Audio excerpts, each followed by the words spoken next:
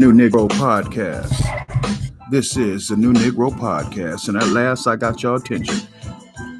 This is the New Negro Podcast. How y'all doing today? So what we want to get at and talk about is about what's going on out here now. Okay. We want to get real deep in about the Civil War. We want to talk about this Civil War that they claim to have out there with the Trump supporters. And I want to know what y'all feel like out there with this whole situation. This is the New Negro Podcast, and thank you guys for joining in. So for the past 4 years, America has been at war with itself. The United States has reached a point in which a division between Democrats and Republicans far outweigh what unites us as a country.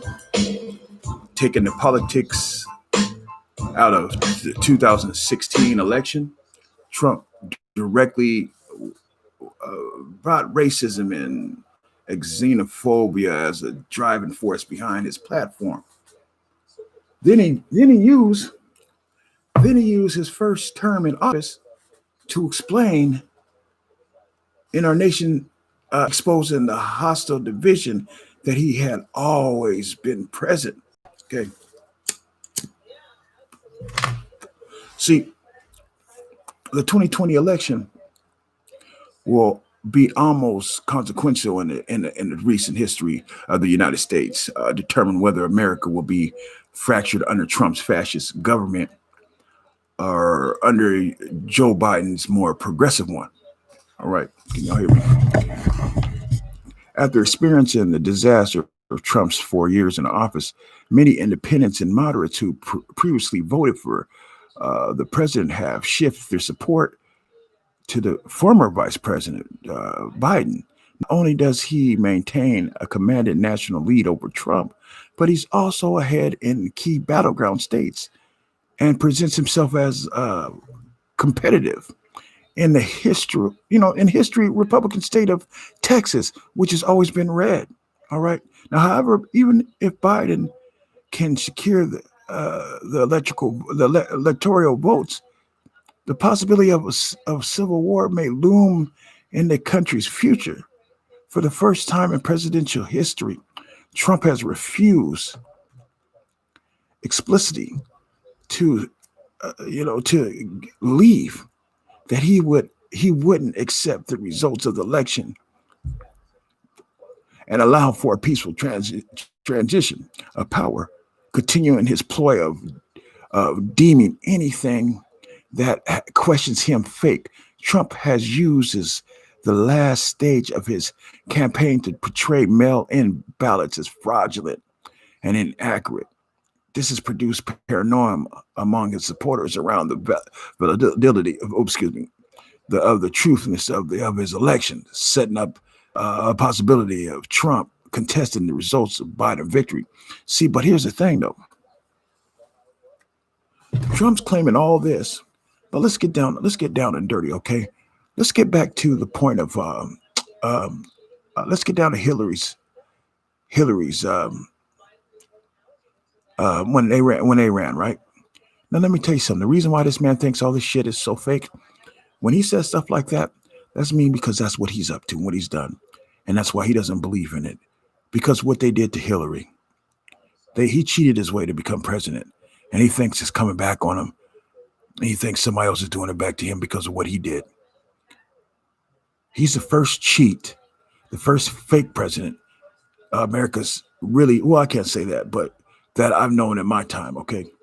So this produced paranoia among his supporters around the election, setting up the possibility of Trump contesting the results of a Biden victory. Trump refusal to leave the office would be the largest contributor to this civil war, but the attitudes of many Americans would also play a pivotal role. Trump has been able to create a base that idolize him. How? I don't even know. Of his actions and finds a way to excuse him for any of his controversies. No president has ever held this level of support, and it leaves many concerned about the possibility response of the massive group if Trump refuses to leave office. According to Washington Post, there has been a major increase in gun sales, chatter about civil war, the war and right-wing extremist online forums, and the embrace of violent language by President Trump and other Republican government officials, since Trump supporters often buy into his tactics of crying fake news when he's really the only fake news and a fake president there is. They will likely believe him. And if he did the same with the election, introducing the chances of military-controlled regions that claim Trump as a leader, through recent surges and movements such as Black Lives Matter, prove that Democrats and liberals will respond to Trump supporters with an equal powerful force. Believe that. Beyond the undying support of voters, Trump has managed to force almost all Republican government officials to fall in line with his agenda. While Democrats do not shy away from voicing their opinion and attacking the party leaders, Republicans have now become the party of Trump. Senators like Lindsey bitch-ass Graham, who opposed Trump's entire campaign in 2016, is now on his dick, right?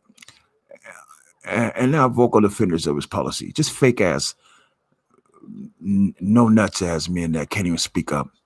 They're all getting punked. You know, his tweets and policies, Lindsey's all on it. If Trump refuses to leave office, governors and senators may align with their respective leading to a checkerboard fragmentation, not to what occurred in the 1860s after elections of Lincoln, a controversial figure at the time. Many pro-slavery Democrats states felt strongly about their stance about the ownership of African Americans, that they refused to accept them as their president. Okay? And fuck every single one of them too. And I mean that shit. I mean that all the way to the bone. Fuck all you guys who had anything to do with owning slaves. Okay? Straight up. Owning my people. So in the decades of leading up to the election, the country constantly fluctuated its stance on the practice of slavery. In modern times, the U.S. experienced the same shift back and forth on social issues. In 1973, Roe versus Wade represented a milestone in the fight for women's reproductive rights, where no man has any rights to do with any kind of woman's rights. But half a century later, America's plagued with bisexual differences and continually flips on abortion. Since Biden is seen as a defender of rights and marginalized populations, as Lincoln versus Republicans could have had similar reactions to 1860, out of fear that Democratic administration may erase their backward policies. An outsider grabbing power is not a new phenomenon, and it's been seen in the history of other nations. During Adolf Hitler's rise to power in Germany, he used a group of people as a scapegoat for all of his problems within the country. Similarly, Trump often places blame on Democrats and liberals for immigration, economic, and domestic issues, such as just as the supporters of Hitler devoted himself to him with no regards to his ethics. Trump followers also refuse to see how they're being misled and lied to every single time the man speaks. If Trump can mobilize his base and provoke a civil war, the country will be torn apart at its institutions and government bodies and control of full government during the lame duck period. Trump could use his executive and Republican Senate powers to dismantle many agencies as existing bodies and the current system. Biden, however, would have a legitimate claim to control of government and not look back down, resulting in a formation of two similar administrations. This is not likely to result in a civil war situation leading to armed conflicts. Biden would hold the advantage over Trump, as many generals have already pledged their support for his campaign, And the military has always been patriotic in the sense that they serve their country, not a fascist ruler that ignores the constitutional procedure. However, Trump may possess a pull with the National Guard units commanded by conservative governors, with the addition to heavily military state, small militant groups. A civil war could ensue. Could you imagine that? And I would fight for my America, fight for my family. America is more divided today than it has been in the past century. This election represents a choice between two alien nations, and there will undoubtedly be a civil unrest regardless of who is named the victor, which we all know is Biden. However, Donald Trump has proved that he has no appreciation for the system that prevents the U.S. from failing to tyranny. And he will do anything in his power to clutch on the power. No one can say for sure what will occur following the election on January 5th. But concerning everything over the past 4 years, we must brace for the worst. Because we all know that this person that we got behind, the person that we got that's the president right now, is one of the worstest people in the world. I mean, he didn't even give a fuck about the virus, the people having the virus. He had his people there just so he can keep gaining power and then getting it all over the place. And it's even doubled. He could care less. I mean, he went to the hospital and act like he had COVID and got out. Look, I'm just a normal man, but I see the truth. I see the truth. Now, 4 years of Democrats and the political elite trying to usurp the will of the people and delegitimize Trump's 2016 election, coupled with the media lies and propaganda and selective reporting, is what is going to cause a civil war. The American people have had enough. The political elite and two-tier system for the rich and famous and the political elite compared to the common citizens has gone way too far too long. Elected officials are not our rulers. They're our employees. Civil war is inevitable now. For we, the free people of America who still love this country and want best for everyone in it, will not tolerate the bullshit anymore, any longer. Biden won't be, uniting. Some say, this is what the conservatives say, Biden won't be uniting anyone. We, the conservatives, will never unite with baby killers, and we will not be rendered helpless through disarmament. We view the left in the same light as the founders viewed the British crown. There's a storm brewing. Wow. Crazy. One person said, "You are both right. There will never be peace in this country. The current presidential administration has created so much hate, distrust, and division, and demonstrated in your comments. Basically, Trump questions foreign wars, and yet he incites one here at home between fellow Americans. Now, before you think that I love Biden, I was raised and I am a Republican. However, Trump has no Reagan, Bush, or Abraham Lincoln." Right on. Trump lowered the unemployment rate by 6% before we recklessly locked down the country, leading to a massive job loss. But see, that's bullshit. Obama, when he got in there, Obama had it so sweet for him. Whoever was in there would have been looking really great because Obama had him locked down. Okay. Obama really had him going in there on an excellent situation. A lockdown enforced by the left-leaning senators and governors blaming our COVID-19 situation on Trump is like blaming world hunger on your next door neighbor. As you can tell, this is a Republican coward follower. Trump is but one man. He is in charge of executive branch and relies on evidence presented to him to the base. Well, if Trump wouldn't have got rid of the people who look for these type of diseases within 2 years of him being a president, this could have never happened. And if Trump, when they told him about it, how dangerous it was, all he had to do was tell people to wear masks, but he didn't. So by not doing that, he allowed it to blow up worse than what it was. So he had to fake something to get over there and act like he had COVID, and then got out acting like he didn't have it. That was the worst thing I've ever seen a person ever do. This dude is the worstest man I've ever seen, and almost closely to the devil. Now, you can thank those medical professionals in New York for sending the elderly back into nursing homes after being diagnosed with COVID-19 when all this started. Oh, but that's not their fault.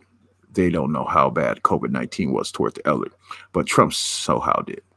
Let's be sure to tell everyone, news outlets in America, that the disease with 7.5 survival rate will surely kill them, and all that Trump's is responsible. Information received. Now, this is things that I'm getting for on my podcast, and I blatantly say back to all Republicans, you all look like cowards. You really don't have nobody's.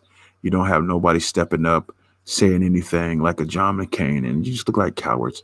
I have absolutely no respect. Biden wants to raise taxes in California.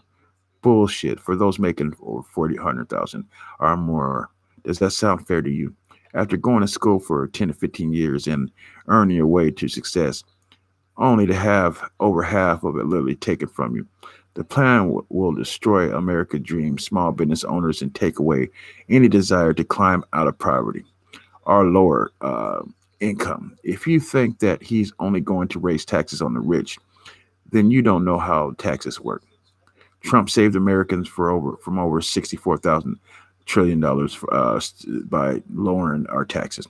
This information article is available on MarketWatch and was published March 4th, 2020. Not to mention, thanks to Trump's administration, there is no longer tax penalty for not having health issues. Obama and his administration would tax Americans $695 for adults and $347 for children who couldn't afford health insurance. With Obamacare, it's all good, right? Nobody has to pay for those fines now, right? That's right. Now all you have to do is pay a $7,000 deductible and wait 3 months to see if your health care provider. That's a big win right there. Trump started the Platinum Plan by seeing the investment of $500,000 or something dollars over the next 4 years go into black communities. Lil Wayne, Ice Cube both have spoken to Trump in person about this to ensure that the black communities that need it the most get what they need. Did you know that in the 1970s, Biden fought for segregation in schools that literally separated the blacks and whites on class level? He went on record saying that he didn't get the idea, allowing both races to learn and get it to understand each other. This was from an interview in 1975 of the Delaware-based weekly newspaper in 1975. Trump has denounced the KKK and other white supremacy groups on at least 4 documented occasions live on television, even before he ran for the presidency in 2016. Did you know Biden shamelessly in support to a former and a vocal KKK recruiter, Robert Byrd's funeral, a man who recruited over 140 people in his time? This is bullshit, and I'm not going to read any more of it. You probably didn't know any of that because your popular news networks will continue to suppress you. Opinion places like use charge quotes and insane comparisons that don't come from anything based on pure facts. They are nothing more than a grass with zeros. This is somebody who's writing over and writing, and I'm not listening to his bullshit. None of this. I'm not listening to none of that. The disaster was and is the Obama administration. Wow, all these people have this much hate towards Obama and Biden, and it's crazy, man. These guys are something else. And it's just the same old type of people, Karens and Pete's. As in the norm with socialism, this article harshly slanted towards mocking true Americans who hold the original old values, laws, and constitutional freedoms we have long since fought and have kept. Many of these values and laws are based on the Bible, God's word. The Democratic Socialist Party is all for completely removing this nation from those. Oh my God. This is the New Negro Podcast. And I'm your host, Marcus Lee. I have no time to sit up here listening to or reading to you guys this hate from the Trumpers. They can't even help feed the people right now, the people who need them at this point in time. Mitch McConnell, Trump, if you care so much about the people right now, he said something about if he won, he'd get people, some money sent to him and helped out for them while they're struggling right now. But this man didn't win, and he still don't give a fuck. He could still pushing about helping people out. Only thing he cares about is keeping power, still riding around and doing his little things that he's doing, because that's all he's born to do. But this man had issues from day one. Even his daddy knew that, and that's why they threw him into the school that they threw him in. This man ain't never been a good person, and I know that. Thank you for listening in. I'll be back. This is the New Negro Podcast, and hey, man, times is tough, but don't give up, man. We are Americans first, and Americans, we get through things. The sad thing about it is, I might have to go out here and strap up and fight this other half of the world if they don't stop the bullshit they're bringing. This is the New Negro Podcast, and we are out.